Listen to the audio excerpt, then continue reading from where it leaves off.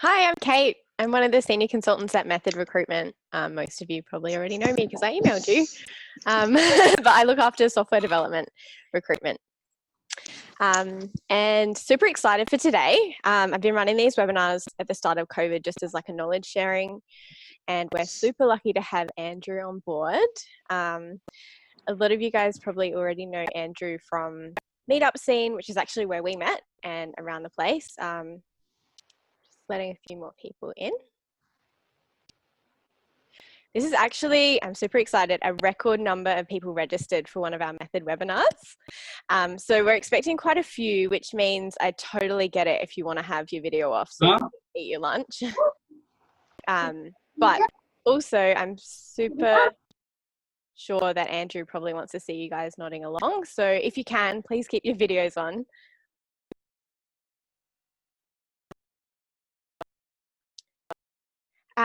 Couple of disclaimers first of all. This is being recorded. If you don't like that, just email me afterwards. And anything that Andrew says is not reflective of his employer as well. So I'll go into a little bit of a bio about Andrew if you don't know him.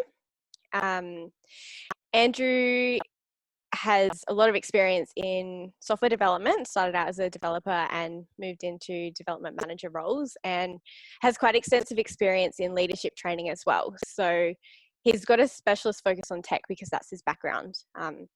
So his main focus is how we can become better technical leaders and developers by focusing on learning the skills most of us ignore: communication and leadership skills.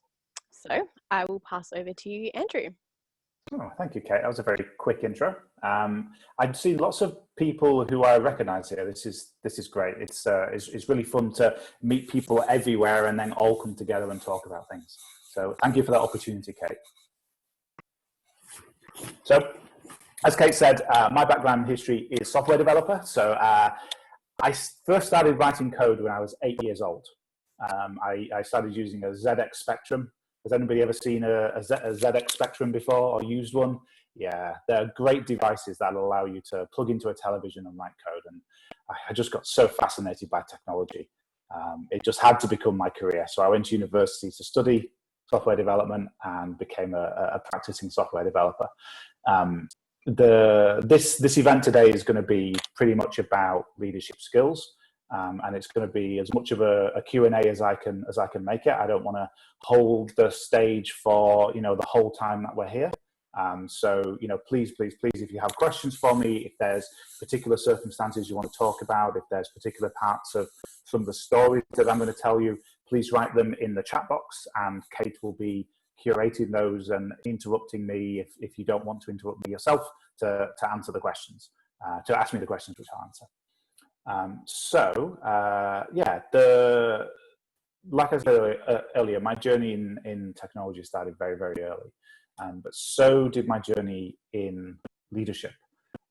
Because I was such a geek as a child, and because I got into technology so very, very, very early, the same thing happened to me that I'm sure happened to quite a lot of people in technology, and probably to quite a lot of people in this room. Which is because I was a very good software developer, the company that I worked for decided it would be a really good idea to make me the leader of my team. So at the ripe old age of 21 years old, I was put in charge of a team of 5 software developers. This is somebody who not only doesn't really understand what it means to be a software developer in industry, I don't even really understand at this point what it means to be an employee, and I certainly don't understand what it means to be a leader. So I'm kind of thrust into this leadership journey before I am ready, at age 21 years old, leading a team. And luckily for me, my boss at the time, who became my very, very, very first mentor, pulled me into a room and said to me words which to this day give me chills when I think about them. He pulled me into this room and said, "Andrew, what's your job?" Oh, I can feel it. I can feel the chills now. When your boss asks you what your job is, that's something which makes you a little bit nervous and makes you a little bit kind of, why are they asking me this question? So my boss, after a month of leading this team, pulled me in and asked me that. And I thought to myself for a few minutes, and I said, to write code. And he said, no. Think about it. What's your job? This is me leading a team of people. So I thought about it. Okay, I'm a leader. So my job isn't to write code. To write really good code? No. And I thought about it again. And I suddenly realized that I'd been leading this team of people, and I didn't even know what that meant. I didn't know what the job of a leader was. And it made me scared. It made me worried. It made me concerned. And not only that, I had to say that to my boss. I had to say to my boss, who promoted me into this position, that I didn't know why he promoted me and what I was meant to be doing in that job. And that was first of all, supremely scary thing to do, but also a really profound thing that shaped the rest of my career. Because luckily for me, this was why my boss had pulled me into this room. Not to shout at me and scream at me as to why I wasn't doing my job, but to help me realize that, first of all, I didn't know what the job of a leader was, but secondly, to help me learn what that meant. And so luckily for me, that ended up being a pivotal point in my career where he invested in me and taught me what it meant to be a leader.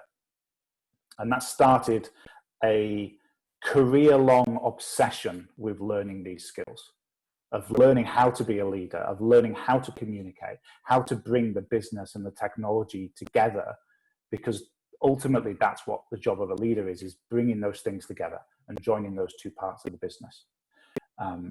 So that was my first leadership experience.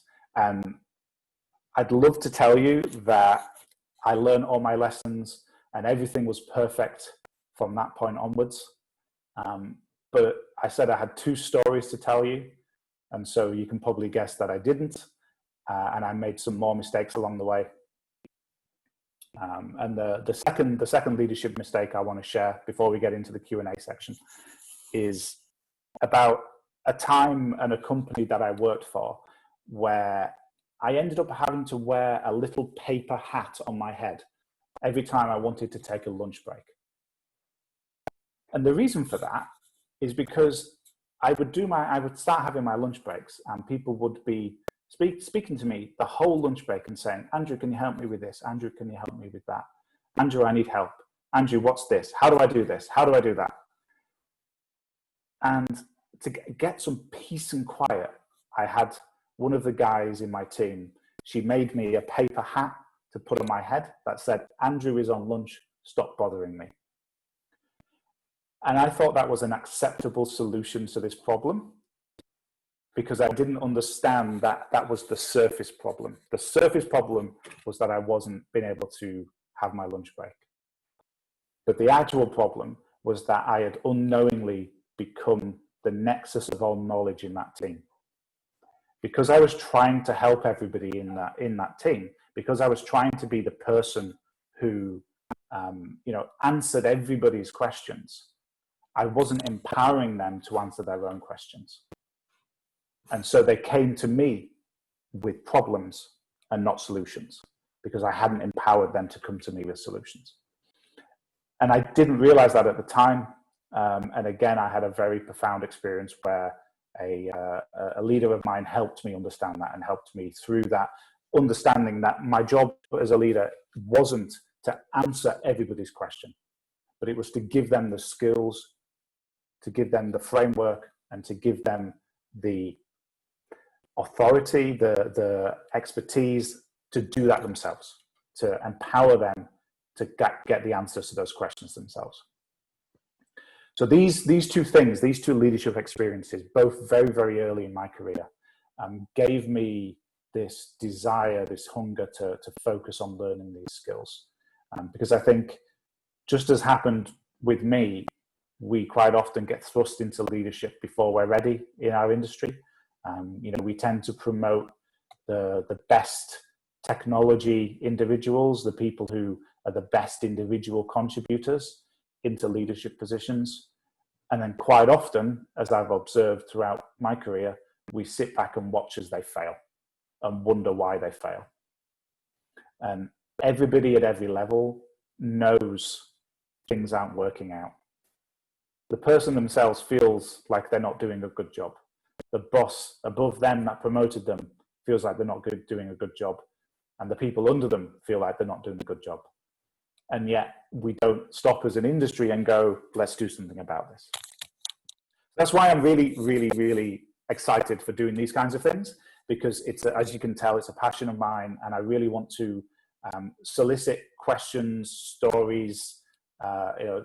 People, please share, as I've shared my stories, share your stories. Anything you want to know in terms of leadership skills, in terms of what it means to be a leader, in terms of the skills that you need. Some of the typical questions I get asked are, how do I keep doing my job while I'm a leader? How do I keep writing the code, keep configuring the servers while I'm a leader? It's a very common question. Other questions I get asked are, I'm not feeling value in my leadership role. I don't feel like I'm producing. What do I do about that? So any questions you've got about that, please ask them. I'm going to pause, take a sip of water while we wait for that. We've got one from Hiran, actually. If you wanted to ask your question, Hiran. Yeah, definitely. My question is regarding, I have faced this situation quite a lot when people, ask me a lot of questions. I always try to answer them. I feel the same thing as well, about not producing good value for yourself, what you are supposed to do. But other thing, right now, the question what I have is like, if you stop answering, don't you feel like, don't you appear like someone who doesn't really want to help? And you internally, you feel that you really want to help, but you don't know how to make sure that, they actually, people answer their questions or find answer to their questions by doing a lot more due diligence than just taking that easier option and coming to you. Sure.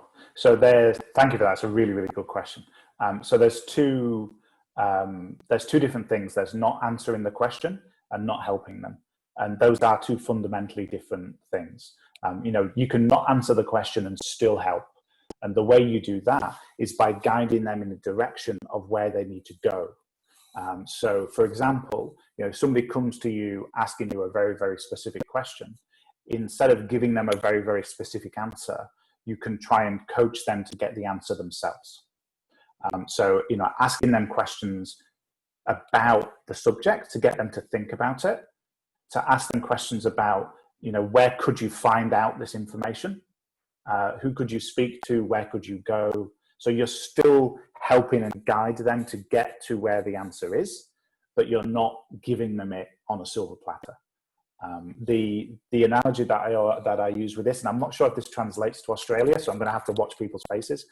There was a Oxfam advert in the UK about the difference between giving a man a fish and teaching him how to fish. You give a man a fish and he can eat for a day. You teach him how to fish and he can eat for a lifetime. It's those same kinds of things with this particular subject. If we hand people the fish of knowledge, I love that phrase. I'm going to use that from now on. It's the fish of knowledge. If you hand them the fish of knowledge, then you're not helping them, answer their own questions in the future. But if you teach them how to do their own research, think about the problem, find where that information is, then A, you get your own time back, and B, you're making them more self-sufficient in the future. So you are helping them. You're just helping them by getting them to help themselves. Cool. We've got one from Marwan. Cool. Do you want to ask your question, Marwan? Hi, yes. My question was that, like most of us here probably, is that I love coding. I really like being on the tools, staying up late, maybe waking up early, just getting into a problem and solving a long-term, issue. But naturally, that stuff, you start getting less opportunity to do that as you move into leadership roles. How did you come to terms with that, so to speak? And, you know, were you finding that you were losing some of that value in your job? Sure. Yeah, I love writing code. I still love writing code. I think, you know, from doing it for well over 2.5 decades, I don't think that passion's ever going to go away. But I think it's important to kind of take a step back and ask, what does the organization value you as, and what do you value yourself as? Because they're both important questions to ask.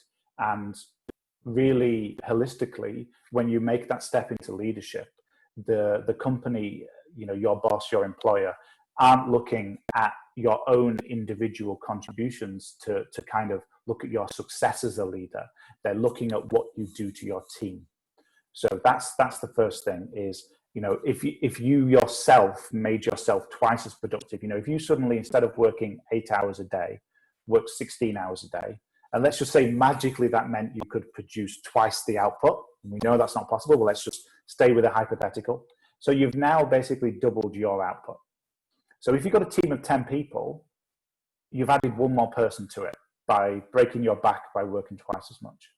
If being a leader and focusing on the group output of your team, if you make everybody in your team 10% more efficient, you've now added the equivalent of a man to your team. And nobody is breaking their back and nobody is working 16-hour days. So from the organization's point of view, when we make this move into leadership, it's not just about thinking about your own individual output and your own individual contributions. It's about the holistic, how you're improving the output of your team. And that's what people look for those kind of promotions and those kinds of you know, progressions. On your side, on your personal side, this is hard. This is one of the hardest things in moving into leadership, and I don't want to downplay this at all, because it was something that I struggled with, and it's something that a lot of people will struggle with. If we think about when we're junior, and I'm aware that not everybody here is potentially a software developer, and the analogies that I'm going to use are software development. So if any of these aren't landing, please let me know and I'll try and find another one. But you know, if you think about if you're a junior engineer, then the work you're doing is you're writing code and you're happy if your code compiles. The feedback time is in seconds. Hit that compile button, code compiles, feel good about myself. You then become a bit more of a mid-level engineer and you're kind of thinking in terms of projects. And so maybe you've got to wait a few days before you get that feedback on if you're doing a good job. Then you become a senior engineer and now you're doing a little bit of coaching. You're maybe managing clients a little bit. So now you've got to wait weeks, maybe even months to know if you're doing a good job, because the feedback on coaching somebody takes a very, very long time. Then you move into a leadership position and you're looking at building teams. And now, how do you know if you built a good team? Wait a few months and find out. You move into executives. Now you're looking about building teams of teams, about building strategy, about looking at how this company is going to succeed in the future. How do you know if you've done a good job? Wait a few years and find out. Every time we move up in an organization, the time horizon between the work that we do and our feedback on if we're doing a good job gets longer and longer and longer and longer. And that is really hard to deal with when we're used to getting this immediate feedback. So part of it is being happy with that uncertainty. When you move into leadership, we're not dealing with code anymore. We're dealing with people and structures and businesses, and things don't have right and wrong answers most of the time. Most of the time, the route to go, the path to take is not clear, and we've got to be fine with a certain amount of uncertainty and a certain amount of time between the feedback for our actions. If we're looking in the short term and we're wanting feedback in the short term, then looking at the impact we're having on the people around us is the best way to do that. How happy is your team? How productive is your team? That can help you feel that. But I'm sorry to say that moving into leadership is about becoming comfortable with a certain amount of uncertainty and a certain amount of delay in feedback of your actions. It's part of the job. Some instant feedback. Everyone is loving your analogies here in the comments. Good. We've got one from Daryl. How you doing, Andrew? Hello. I just have a question because I'm actually relatively new to this whole tech lead thing. I've only been a tech lead for about 2 months. So one of the things that I was brought in to this company for was to try and push more innovation. Okay, so a lot of things they were doing were very traditional web server type technology, stuff like that. One of my challenges I've been having is that I've had difficulty trying to get developers to embrace more of an innovation idea. And so I just wanted to get some insight into how I can try and help motivate or push that along, because that's probably one of the major reasons why I was hired in this position. So is there any advice you can give me in something like that? Sure, thank you for sharing that.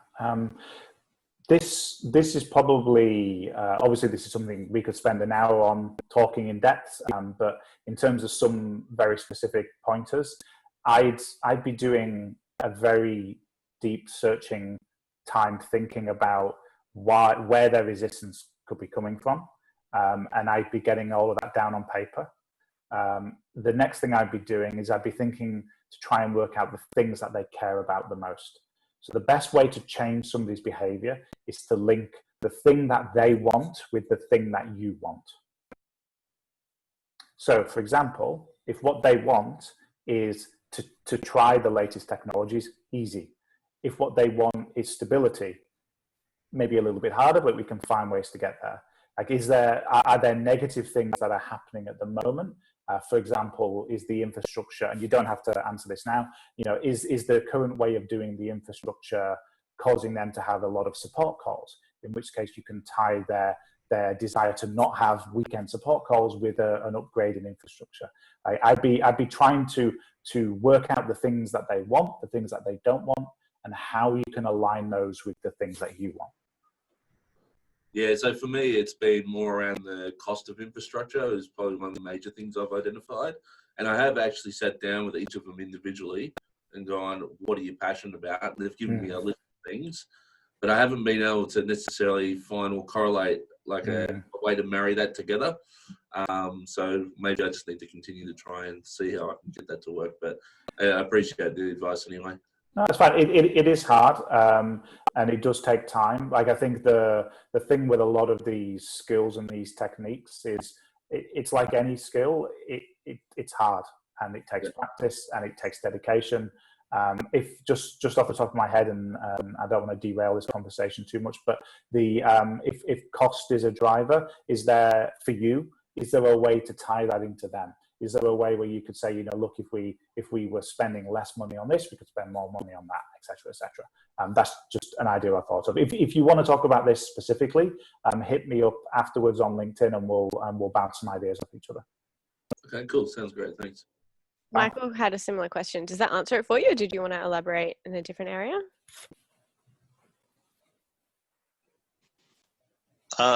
So yeah, I had a pretty similar question, I suppose, just about innovation, and I guess, like, is there any tips for, like, I guess, encouraging innovation in a team?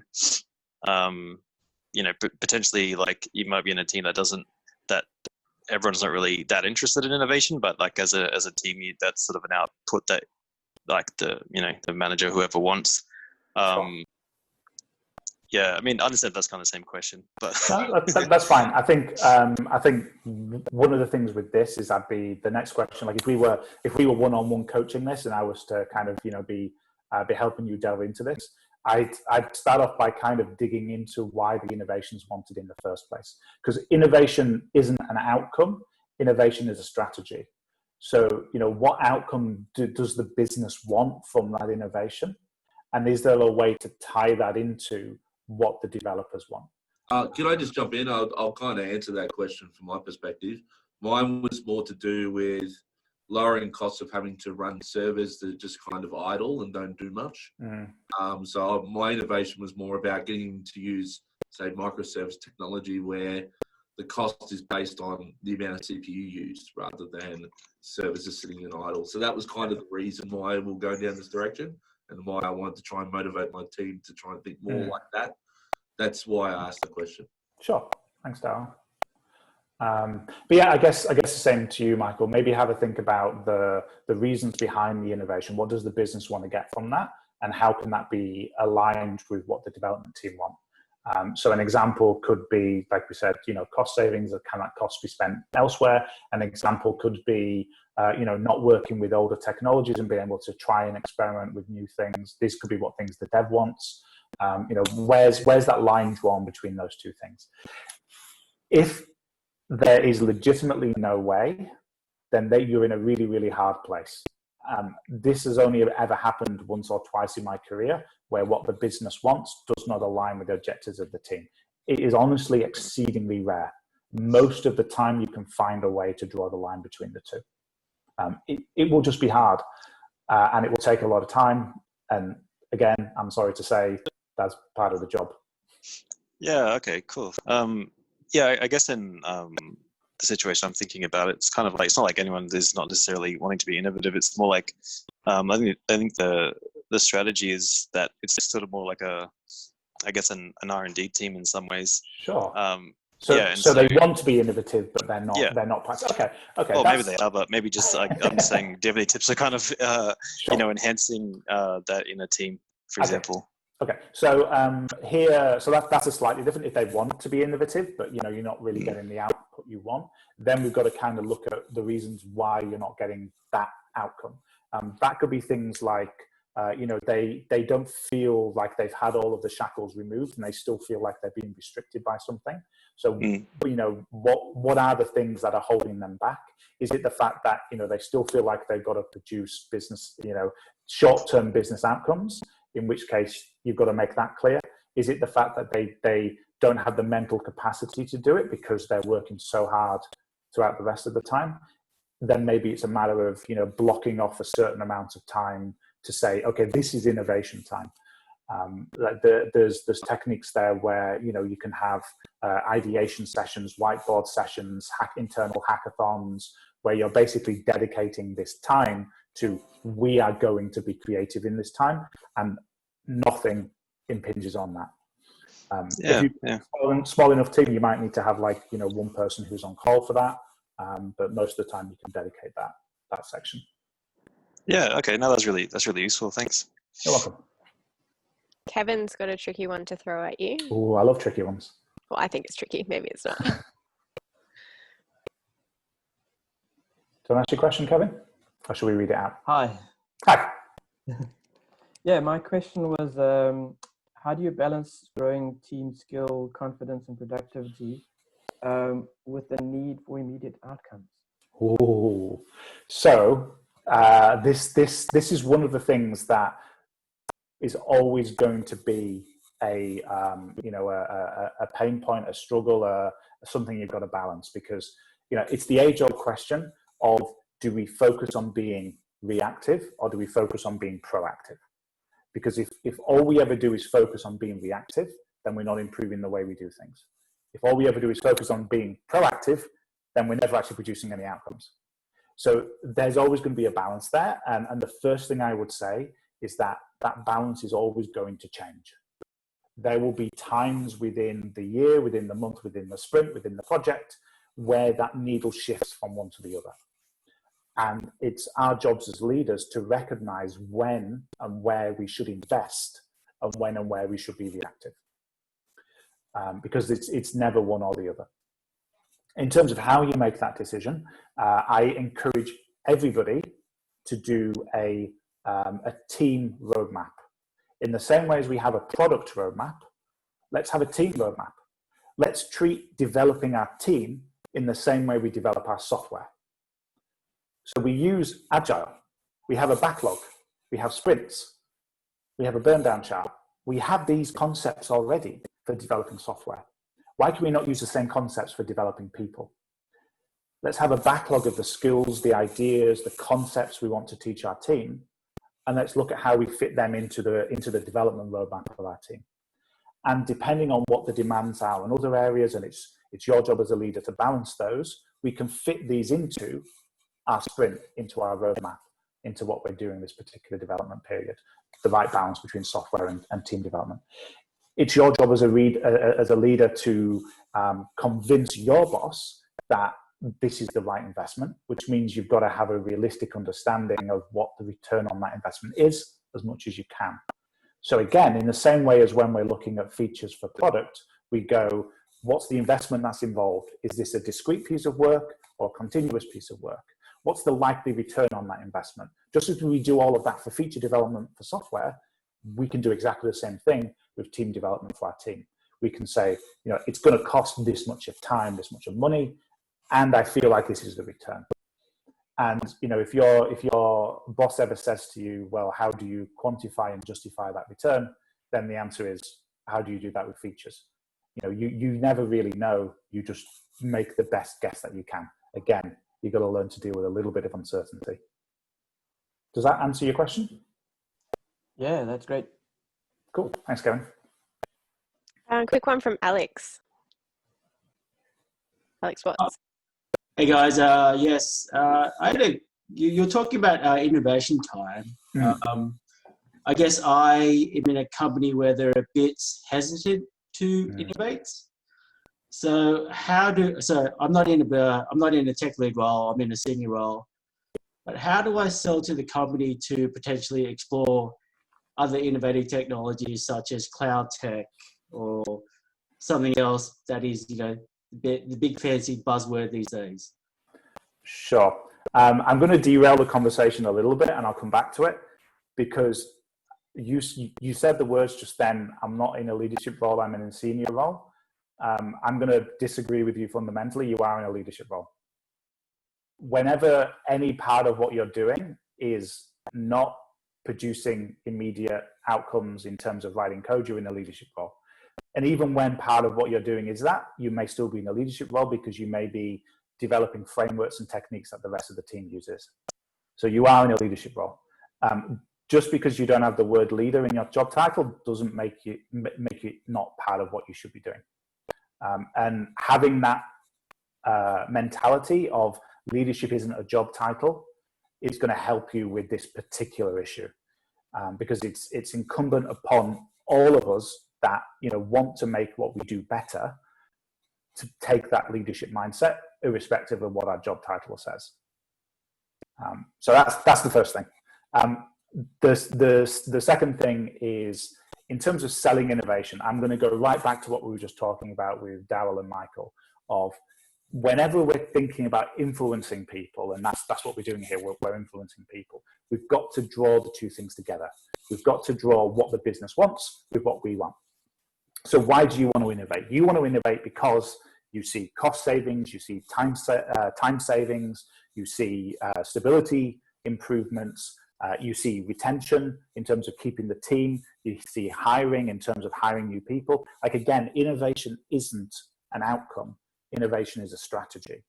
So what is the outcome that you want from innovation, and what outcome can that strategy give the business? So that's what I'd be saying is, you can separate the same strategy of innovation can have different outcomes for different people. For you, the strategy could be reducing your support calls. It could be keeping your team engaged to keep their productivity up. For the business, it could be retention. If people aren't engaged, they're going to leave. It could be improved productivity. It could be decreased cost. So again, innovation is a strategy, not an outcome. What are the outcomes that you want, and how do they align? Cool, thanks. It was good to think about it from the business perspective. I guess I was always thinking about it from a tech point of view. Yeah, it's honestly very, very common to do that, because we're so focused on the things that we want to get out of something, we forget that we've got to sell this kind of stuff to the business. And that I use that word very, very specifically, because at the end of the day, it is a sell. We've got to think about what are the benefits of what we want to the wider business, not the feature of what it is. Cool. Thanks, Alex. Nicholas, you're up next. Hi. So from the perspective as just an ordinary developer on the team, if you feel that you're working with a team lead that doesn't really display those leadership qualities and provide the support that you've been talking about, what's a good way that you as just an ordinary member of the team can approach that and work with them? Oh, interesting question. So everybody is not ordinary. Everybody is special in their own way. So you're not an ordinary dev. You're an exceptional dev. You're exceptional in your own way. That's the first point. Second point, this is super common. Again, I hold my hand up as being one of those people who was promoted into leadership and not shown the way in the beginning. So the first place I'd start this from is empathy. This person, first of all, might not know that they're not doing what you would think of as the best job. So don't be angry and upset with them, would be my first point. See it as an opportunity to practice your own leadership skills. See it as an opportunity to work with them, to manage up and lead up into them, to help them see what they need to do. It's going to be hard. Managing up is always so much a harder job. But again, it's skills that if you aspire to leadership, it's skills that you've got to learn. Quite often, a lot of our job is managing up, as well as managing to the side, as opposed to managing down. And so managing up is really important skills to learn. So here I would encourage starting with empathy, trying to understand, trying to work out from their point of view, do they think they're doing a bad job? And again, trying to find which things are they being motivated by, which things are they being measured by, and how you can help them increase those by also getting the things that you want. So, for example, if they're being measured on, and I really, really encourage anybody not to measure people on this. This is a terrible measure, but so many people do it. Number of features released to production. If that's what they're being measured on, again, terrible idea. Find ways in your suggestions, in the things that you would like them to do, find ways that your suggestions help improve the metrics that they're being measured by. Does that help? Yep, definitely. Thanks. You're welcome, Nicholas. Cool. I think, have we got the next question? Yeah, this is never going to end. Ferenc Filoni. Ferenc, hi. Oh, I think you're muted, Ferenc. I know Ferenc very well. Ferenc attends my CTO school lunchtime events, which you are all welcome and invited to. If you look on Melbourne CTO school on meetup.com, we run monthly lunchtime events where we get together and talk about technology leadership. Do you want me to read it out, Ferenc, if you're having problems with audio? Yeah, cool. Okay, so how do you balance reaching a goal between quality and cost for the business? So this is where we get back to time horizons. And what time horizon are we talking about here? Because there are legitimately times when we've got to get something out of the door because the return on that investment is worth the downsides. There are other times when we've got to take a longer play and we've got to focus on quality because the long-term investment is worth it. So to give you an example of this, there was a project that I'm working on at the moment where we've got to get something out the door. And I say it very specifically that way because it's going to mean that we get a huge amount of money if we get it out the door tomorrow. As opposed to if we wait 6 months, what's the cost of delay of waiting 6 months?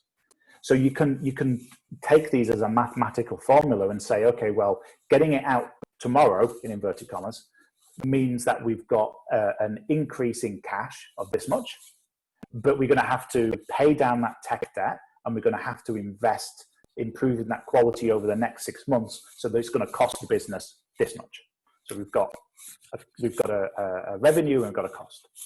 Then you can say, okay, well, what if we delayed by 6 months, built it right? What would the cost to the business be, and what would the revenue to the business be? And that to me will be a very, very easy mathematical question then, because we would go, which one of those gives us the better return? If it's not clear and not obvious, then you can start adding in some subjective parts to this, like How does the team feel? How does the customer feel? You know, are we going to, if we delay by 6 months to build it right, are we going to disadvantage our relationship with the customer to the point where they're going to leave us? So I would always be looking at it from that point of view. There's always a cost to delay, always a cost to delay, even if it's only the salaries of the people that you're paying to do that. So what is that cost to delay? And is that worth the cost to get it out quicker or not? Yeah, thanks, Andrew. Just got my microphone back. Thanks, Frank. So basically the actual scenario and experience that I wanted to bring up is that when it meets with innovation, and I see that many questions is about innovation too, that the conflict that I used to face is that the people, your team, your development team doesn't always understand the difference between making feasibility or product development, where the quality is quite different and the goal is different for the business value and the business value driven development. It's very important. So basically, as a leader, how do you actually get it explained to the people to understand what is the requirement for the quality that they're doing? Because it leads actually a conflict between you and the team about understanding.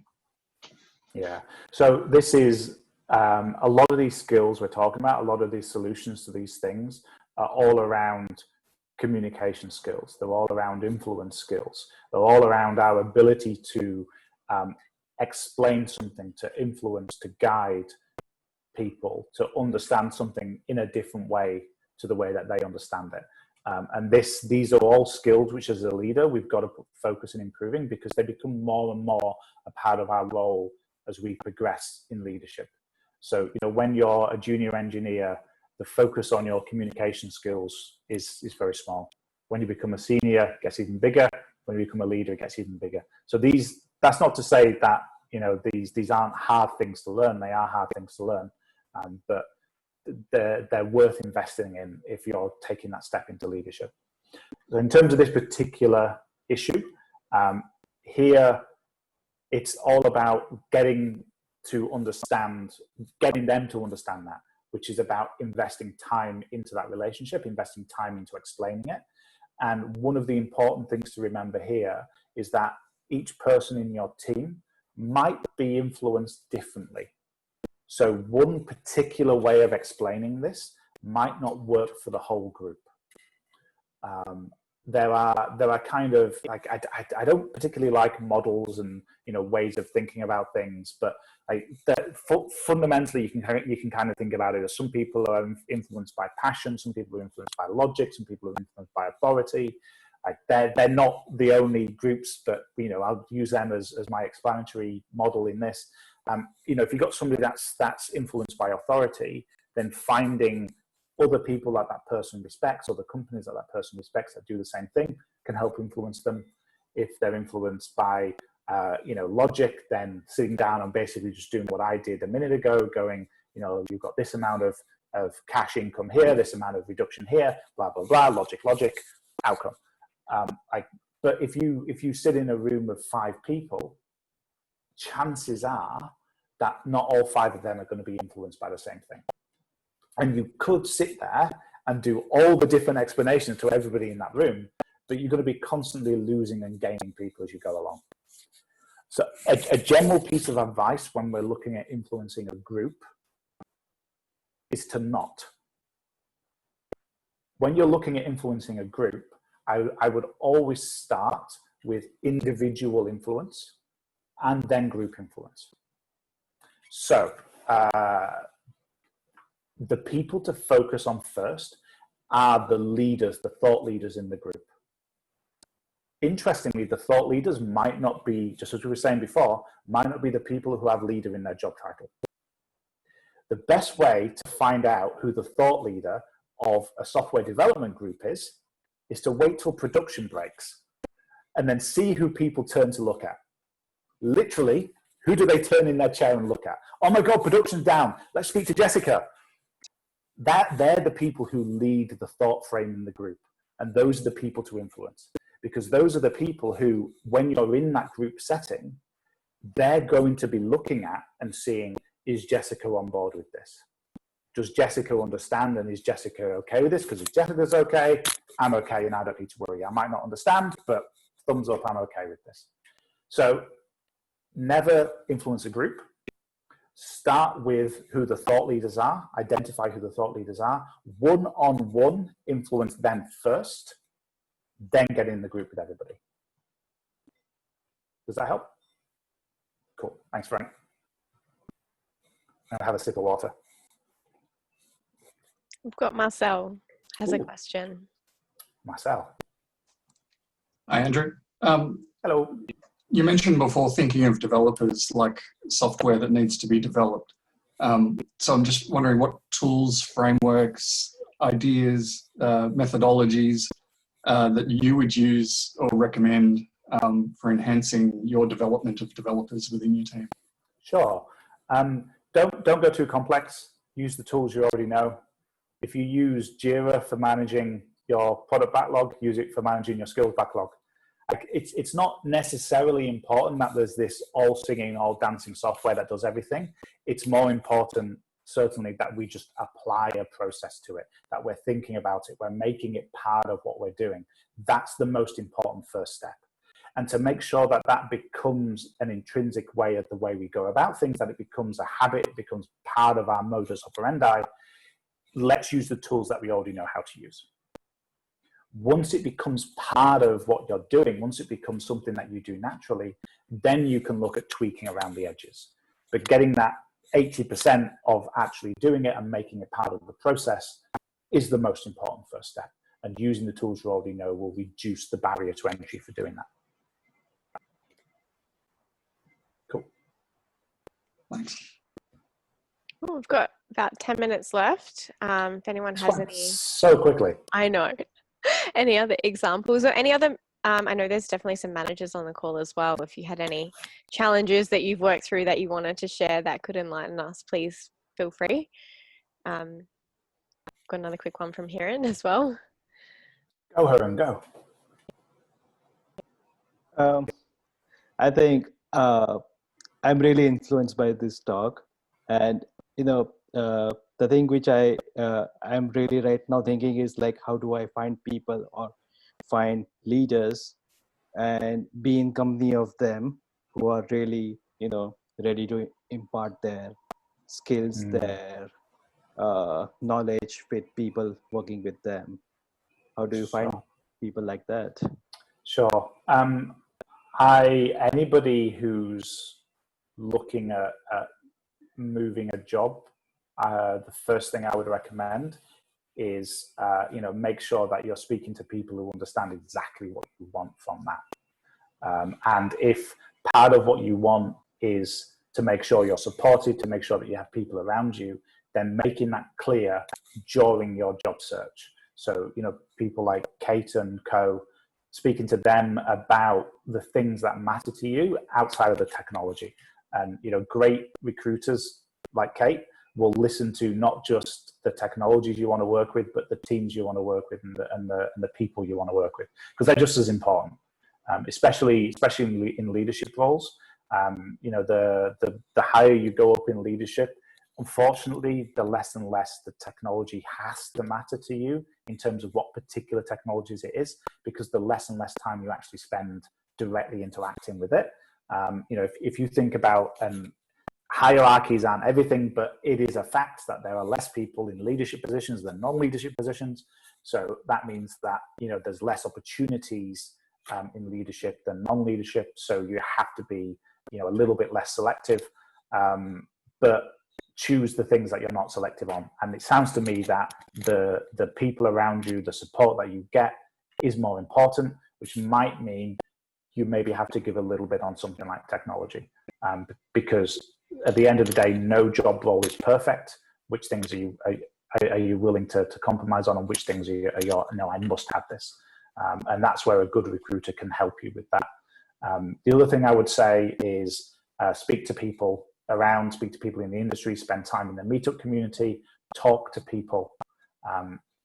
Recruitment isn't a transactional process, or shouldn't be a transactional process. It should be a relationship-driven one. The bad news is that takes time. The good news is that means you actually get what you want at the end of it. So get out there, speak to people, build your network, find great recruiters, and invest the time. If you're reducing the number of roles that you apply for, the time that you can spend really truly understanding them goes up. If all you're doing is just going on to Seek and going apply, you're not investing the time in understanding if that role is right for you.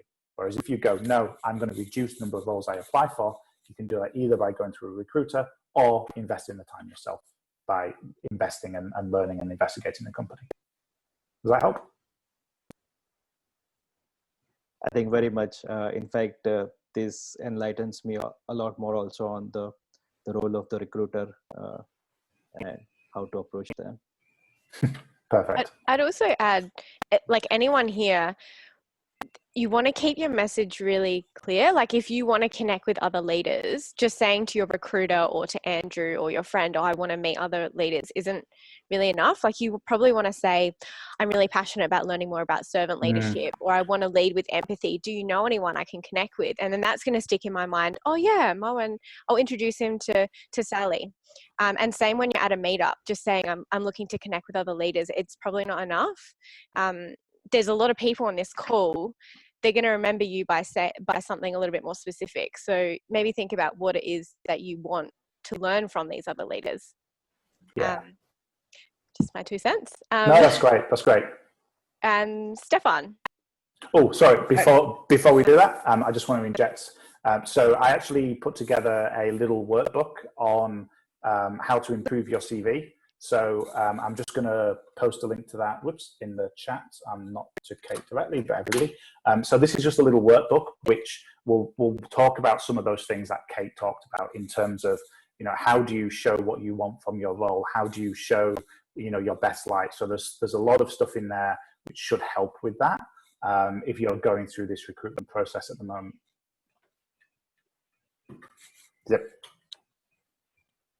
Hey, Andrew, great advice. The sort of thought going in my head and probably relevant to what we're doing at the moment. How does any of it change with remote teams? Like, do you sort of have any sort of specifics around changing that? Any of the advice or practices if you're dealing with the majority remote teams?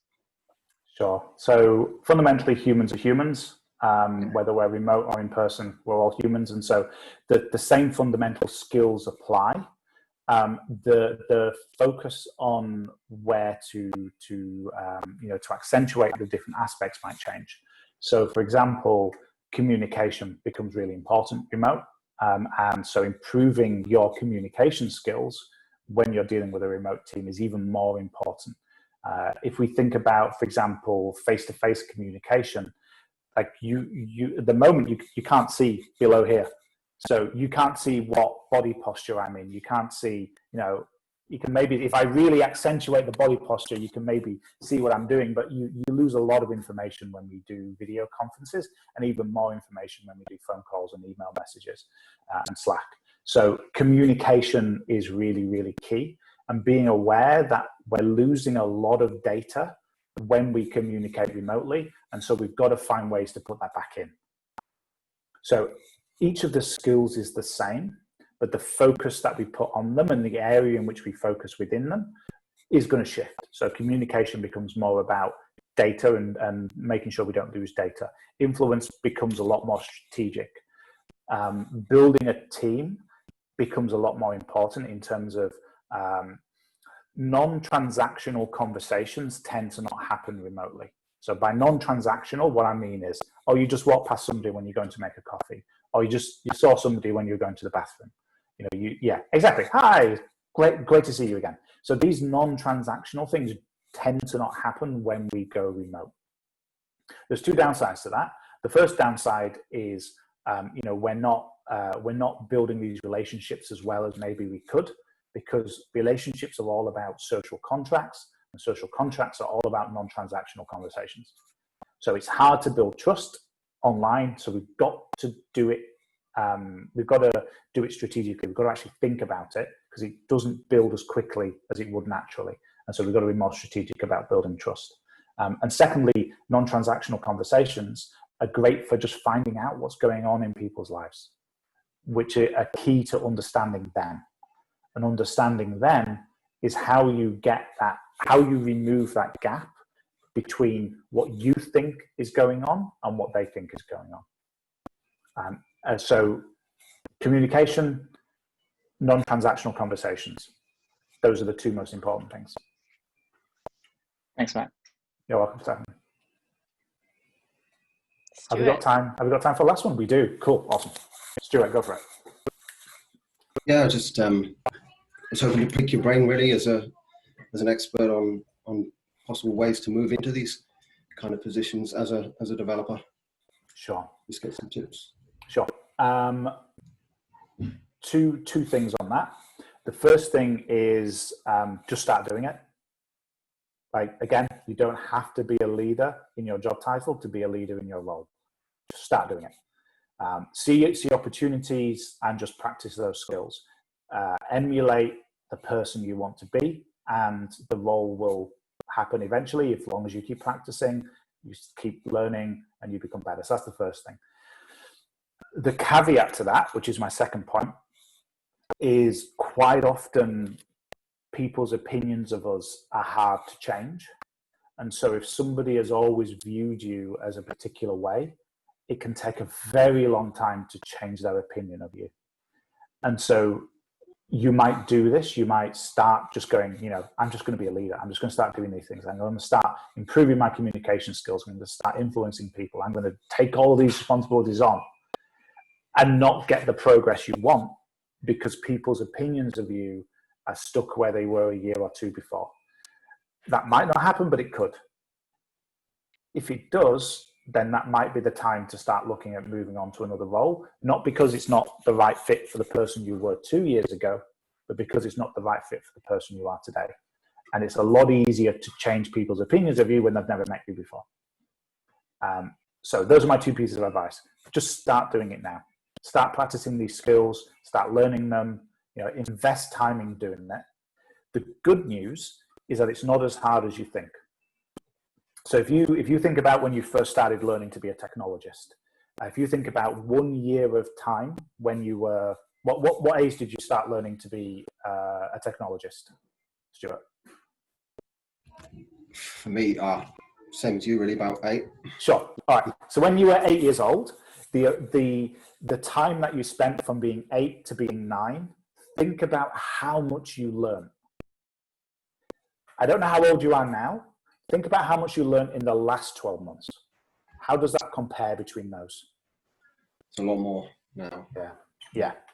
The fact is that your ability to learn is bigger, but also you can learn these skills so much better because, you're more mature, your mind is there, but also you haven't hit diminishing returns on it. We can quite easily hit diminishing returns on our hard skills because we know so much about it. Whereas we're nowhere near, most of us are nowhere near hitting diminishing returns on learning our kind of our leadership and communication skills because we just haven't invested the time in it. And so, we're still in that maximum return for time investment. So it's honestly not as hard as people think. It just takes dedication and time. So start now, practice now, learn now. And if you're not getting anywhere, maybe it's time to think about moving because people's opinions aren't changing, but give it a go first. Thanks. You're welcome. That was like really powerful ending, but if you wanted to add some closing remarks, go for it. I tell you what, you guys might not believe this, but I'm naturally an introvert. And so these kinds of events kind of take a lot of energy out of me. And so after this, I am going to go and I'm going to have a nice cup of coffee and I'm going to sit down and relax and chill out. And I say that because being an introvert doesn't stop you from being a leader. It doesn't stop you from being influential in your organization, because we can learn all of these things as long as we understand the return on the investment of doing it. And so, you might think to yourself, these are skills which I'm not naturally good at. These are skills that I'm never going to learn. These are things that, it's just not in me to do them. And to all of those things, I say you're wrong. everybody can learn these things. For some people, it's easier than others, but everybody can learn them. And if you're going to improve what you do, if you're going to make your team happier, if you're going to make yourself happier, if you're going to make them more productive, you're going to make yourself more productive, these are the skills to learn, and these are the skills to invest. So I encourage everybody to do that, whether or not they've got the word lead in their job title. How was that for ending, Max? Blew me away, as you do every time. This is just so, I have taken so many notes. Thank you so much. And thanks everyone for your engagement. Like, this has been so wonderful, having everyone chat with your cameras on, in the chat box, verbally. Thank you so much. Thank you. If anybody wants to connect to me on LinkedIn, please feel free to do that. I'm just going to do a very, very quick, I really should have prepared this. I am horrendous. I'll put your LinkedIn, I'll send an email to everyone that came. Thank you. I'll put your LinkedIn in there and your notes and everything else we've talked about. Please. Thank you very much. And thank you everybody for coming. This has been great. Reach out to me, talk to me. I'm happy to, any of those issues which we didn't maybe nail and you want to spend a bit more time, please reach out to me and we'll have a chat.